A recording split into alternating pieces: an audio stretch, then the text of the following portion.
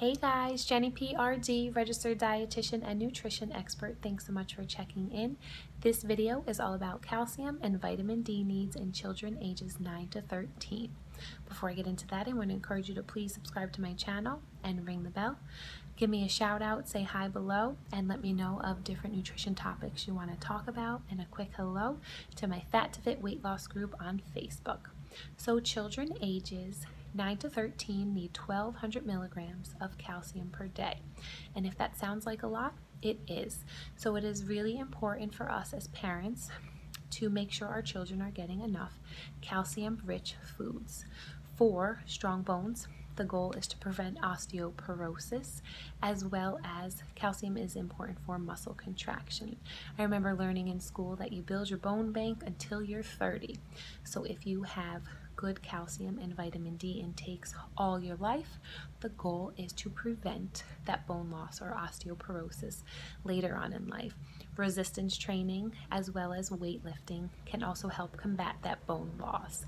So that 1,200 milligrams, jumping back to that, can be found in calcium-rich foods like cow's milk, as well as soy, rice, and almond milk, cheese and yogurt, as well as other fortified foods like graham crackers, orange juice, and dry cereals. You just have to check the label and see how much calcium may be in those foods.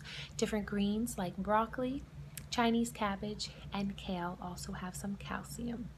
So one thing is our bodies can only absorb about 500 milligrams of calcium at a time. So it's really important to spread it out throughout the day. So for example, one 8-ounce glass of milk, cow's milk I'm going to talk about, has 300 milligrams of calcium. If you look at the food label, look under calcium, it's going to say 30%. So you just add a 0 there, and that translates to 300 milligrams. So if your children or your child and their ages 9 to 13 drink 3 8-ounce glasses of cow's milk a day, that is only 900 milligrams of calcium. They still need 300 more. So it is really important to make sure you're offering those different calcium-rich sources throughout the day, every day. Vitamin D is a little trickier to get in our diets, truthfully, through food. It comes from salmon, egg yolks, tuna, mackerel, cod liver oil that you might take off of a spoon, as well as from cow's milk and fortified foods like soy milk, rice milk, and almond milk. So you can get it from food sources. Again, you just have to be cautious, and you need 600 international units or 600 IUs per day, children ages 9 to 13.